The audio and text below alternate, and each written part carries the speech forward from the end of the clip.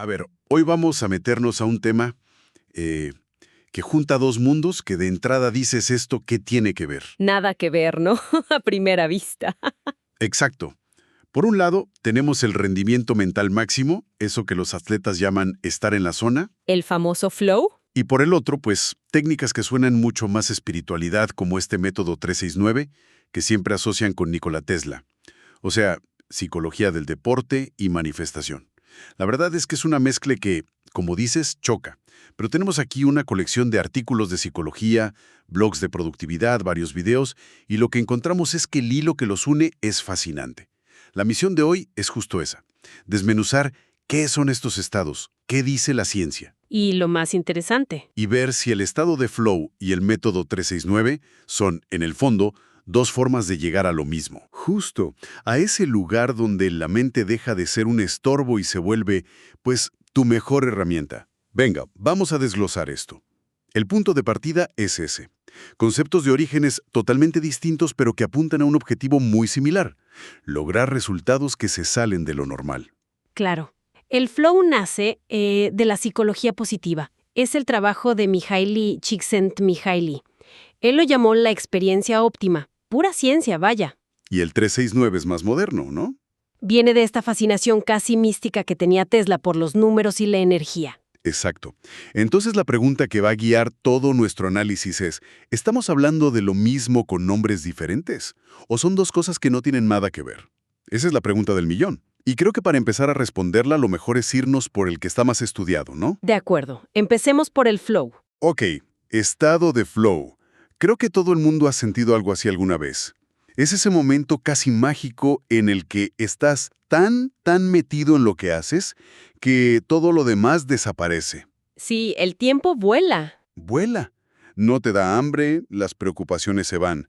Simplemente estás ahí, fluyendo con la tarea. Y lo vemos en todos lados. Piensa en una tenista que, de pronto, anticipa cada movimiento de su oponente, casi por instinto. O un programador que lleva días atorado con un error y de repente, ¡pum!, ve la solución clarísima. O un escritor al que las palabras le brotan solas, sin esfuerzo. Es algo universal, la verdad. Sí, y la descripción que más me gusta es la de esfuerzo sin esfuerzo. Suena que no tiene sentido, pero se siente justo así. Totalmente. Como si la acción pasara a través de ti. Pero, a ver, ¿qué tiene que pasar para que esto ocurra? Porque no es como que puedas decir, ok, a las 3 de la tarde me voy a poner en flow. No, para nada. No lo puedes forzar, pero sí puedes crear las condiciones perfectas para que surja. Csikszentmihalyi identificó varios factores, pero los podemos agrupar en 3 grandes áreas. A ver, Las condiciones. Y aquí lo más importante es el equilibrio entre el desafío de la tarea y tu nivel de habilidad para hacerla. Claro, como un buen videojuego. Exacto. Esa es la analogía perfecta. Te mantiene en ese punto justo entre el esto es muy fácil, qué aburrido, y el esto es imposible, me frustro y lo dejo. Te estira, pero no te rompe. Justo eso. Y además de ese balance, necesitas dos cosas más. Metas muy claras, o sea, saber exactamente qué buscas hacer en cada momento, y retroalimentación inmediata. Eso. Saber si vas por buen camino o no. En el videojuego es obvio, ¿no? O pasas de nivel o te matan. En la vida hay que buscar esa misma claridad. Ok, esas son las condiciones, digamos, externas. Pero ¿qué se siente por dentro? ¿Qué pasa en la cabeza? Ahí es donde se pone muy interesante. Es la segunda área, la experiencia subjetiva. Primero, una concentración que es casi como un láser. Y luego, esto es clave, se pierde la autoconciencia. La autoconciencia, Sí, esa vocecita interior, el crítico. el que te dice, no puedes, te vas a equivocar, no se te olvide comprar leche. Ese mero. Se calla por completo. Desaparece el ego, por así decirlo. Y con él se va la percepción del tiempo. 5 horas se sienten como 5 minutos. Vaya. Y al final, la acción y la conciencia se fusionan. Dejas de pensar en lo que haces. Simplemente lo haces. Eres uno con la guitarra, con el código, con la pelota. Entiendo, pero me queda una duda: la motivación. Supongo que no puedes entrar en flow haciendo la declaración de impuestos, ¿o sí? Digo, a menos que seas contador y te apasione. Imposible. Y ese es el tercer pilar. La actividad debe ser autotélica. Una palabra un poco dominguera. Jaja, sí, un poco técnica, pero significa que la recompensa está en la propia actividad. Lo haces por el puro gusto de hacerlo, no por el dinero o el aplauso que viene después. El proceso es el premio. Oye, pero espera. Si esa vocecita, el ego, el crítico, se apaga, ¿qué está pasando realmente en el cerebro? Porque uno pensaría que para rendir al máximo necesitas usar todo tu cerebro, ¿no? Estar súper alerta. Esa es una de las sorpresas más grandes que nos ha dado la neurociencia. Ocurre algo que se llama hipofrontalidad transitoria. Que suena complicadísimo, pero la idea es bastante simple. Piénsalo así. Todos tenemos como un gerente en el cerebro, que es la corteza prefrontal. El que analiza, critica, planea, se preocupa. Ese. Pues en el estado de flow, ese gerente se va a tomar un café. Se toma un descanso. Y al irse deja que las partes más creativas, más intuitivas, más automáticas del cerebro jueguen libremente, sin supervisión. ¡Qué locura! O sea, que para llegar al rendimiento máximo, una parte de tu cerebro tiene que, básicamente, apagarse. Es totalmente antiintuitivo, completamente. Silencias al crítico para que el creador pueda salir a jugar. Y para ayudar, el cerebro libera todo un cóctel de neuroquímicos. Dopamina para el enfoque, norepinefrina para mantenerte alerta, endorfinas para que te sientas increíble. Es literalmente la química de un superpoder. Literalmente. Y hablando de eso, las cifras que se manejan sobre el impacto del flow son de no creerse, la verdad. Son asombrosas. Hay estudios serios que hablan de un aumento en la productividad de hasta un 500%. Para. ¿Un 500%? O sea, ¿estás diciendo que una persona podría hacer en un día de trabajo lo que normalmente le llevaría una semana entera? Eso suena, y esa es la cifra que manejan los estudios. Porque no es que trabajes más rápido, sino que dejas de estorbarte a ti mismo. Claro. Se elimina la duda, la procrastinación, el estar pensando 2 veces cada cosa, todo ese ruido mental que consume una cantidad de energía brutal. Increíble. Y no solo eso, la creatividad se puede disparar entre un 400 y un 700%, y el aprendizaje se acelera muchísimo. Esto me recuerda muchísimo a una historia, la del efecto Bannister. Un ejemplo perfecto de cómo la mente puede doblegar a la materia. Roger Bannister, el primer ser humano en correr una milla en menos de 4 minutos. Antes de él, se creía que era imposible, físicamente imposible. Toda la comunidad científica y atlética lo decía, que el corazón humano literalmente iba a explotar si lo intentabas. Era una barrera. Pero era una barrera mental, no física, porque en cuanto Bannister la rompió, ¡pum! Un mes después, otro corredor lo logró. Y en los años siguientes, docenas, hasta adolescentes. La fisiología humana no cambió en 30 días. Lo que cambió fue la creencia de lo que era posible. Y esa idea, la de que creer que algo es posible es el primer paso, es el puente perfecto para el otro tema. Cuando la usamos para manifestar un resultado a propósito.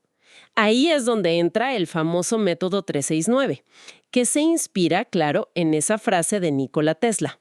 Si solo conocieras la magnificencia de los 3, 6 y 9, tendrías la llave del universo. Y la práctica es súper estructurada, casi un ritual. Eliges una afirmación muy específica de algo que quieres y la escribes. 3 veces en la mañana. 6 veces a mediodía y 9 por la noche, justo antes de dormir. A ver, pero seamos honestos. Escribir una frase en un papel suena, pues, un poco simple, ¿no? ¿Realmente la gente dice que esto funciona o es más bien un efecto placebo? Esa es la pregunta clave. Y una de las fuentes que revisamos da una pista buenísima. Una persona cuenta que al principio, nada, no le funcionaba. ¿Por qué? Porque lo hacía de forma mecánica, como una tarea más en su lista. Escribía la frase rápido en el celular, sin ponerle atención, mientras hacía otras cosas. Ah, lo típico. Cumplir por cumplir. ¿Y cuándo le cayó el 20? El cambio vino cuando dejó de verlo como una tarea y empezó a meterle emoción. No solo escribía las palabras, sino que se tomaba el tiempo de visualizar el resultado, de sentir la alegría, la gratitud. De sentirlo como si ya fuera real. Exactamente. Ese, dice, fue el ingrediente secreto. Ah, claro. Entonces no es un acto mental, es un acto emocional. Es inversión total. Vaya, ahí ya veo una conexión clarísima con el flow. Totalmente. El poder no está en repetir como perico, sino en la energía emocional que le pones. Se trata de reprogramar el subconsciente, que, como sabemos por la psicología, no distingue entre algo real y algo imaginado con mucha intensidad. Es como instalar un nuevo programa mental. Justo, por encima de tus creencias limitantes. Oye, ¿y qué onda con los números? ¿Por qué el 3, 6 y 9? ¿Es algo al azar? Desde una perspectiva más simbólica, se les atribuye un significado. El 3 se asocia con la creatividad, con la conexión. El 6 con la armonía interior.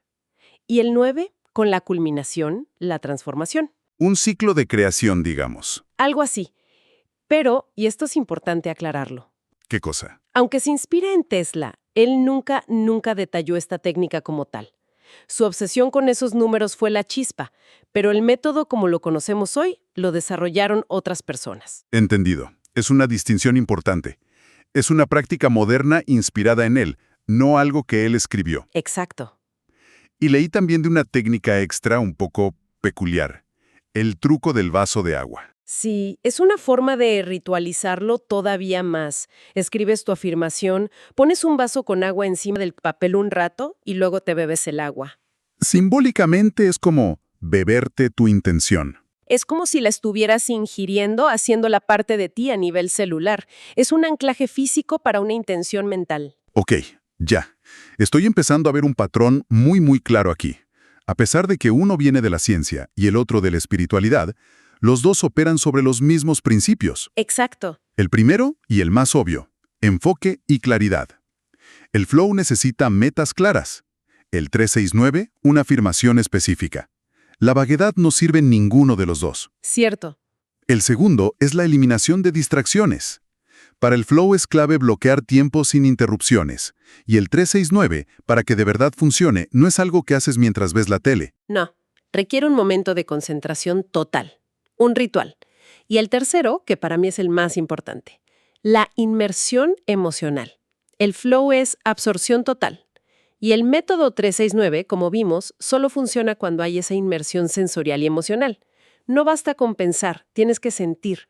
Y esto nos lleva a un tercer estado mental que mencionan las fuentes y que parece ser la pieza que une todo. ¿Cuál? El estado hipnagógico. Suena a nombre de medicina. Jaja, un poco. Es el término científico para ese momento justo antes de dormirte, o justo cuando empiezas a despertar. Ah, es el limbo entre el sueño y la vigilia. Ese. Y lo fascinante es que genios como Thomas Edison, Salvador Dalí y sí, el propio Tesla, lo usaban a propósito para potenciar su creatividad. ¿Cómo que lo usaran? Se sentaban con algo metálico en la mano, una bola de acero, por ejemplo. Al quedarse dormidos, la mano se relajaba, el objeto caía, hacía ruido y los despertaba justo en ese estado, con la mente llena de ideas.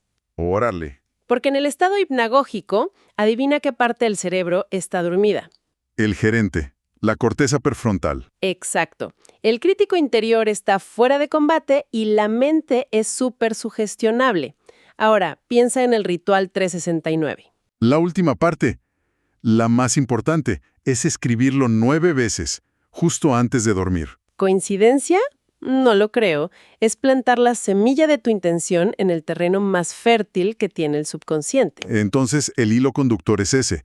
El flow, el método 369, el estado hipnagógico, todos son, en el fondo, técnicas para callar a la mente consciente, a la mente analítica y crítica. Y así podrá acceder a un nivel más profundo de enfoque, de creatividad, de potencial. Se trata de quitar las barreras que nosotros mismos nos ponemos. Has dado en el clavo. Son, digamos, diferentes interfaces para acceder al mismo sistema operativo subconsciente. Increíble. Bueno, y ya para ir aterrizando, para la gente que quiera experimentar más el flow en su vida, las fuentes dan consejos muy prácticos. El primero es sobre el entorno. Sí, la recomendación es bloquear entre 90 y 120 minutos de tiempo sin interrupciones. 0 notificaciones, el teléfono lejos, sin excusas. Es crear una burbuja sagrada de concentración. La música ayuda, ¿no? Pero sin letra. Idealmente sin letra, sí, para no activar la parte del cerebro que procesa el lenguaje. Luego, la tarea, lo que decíamos, algo que te apasione y que esté en ese punto dulce de dificultad. Ni tan fácil que te aburras, ni tan difícil que te frustres. Y finalmente, la mentalidad. Aquí, practicar mindfulness o atención plena ayuda mucho. Es como ir al gimnasio para el músculo de la atención. Pero el consejo más importante es no forzarlo. No obsesionarse. Exacto. No puedes decidir entrar en flow.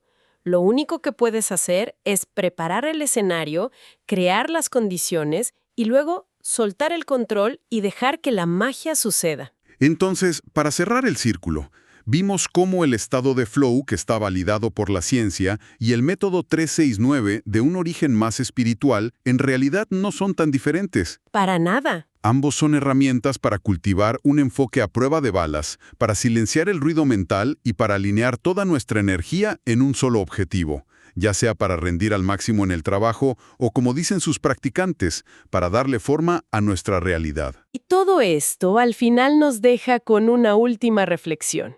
Una pregunta que se queda flotando. En el estado de flow, el yo se desvanece. Se pierde la autoconciencia. En el método 369, buscas una alineación con algo más grande que tú. Esto sugiere una idea, bastante radical. A ver.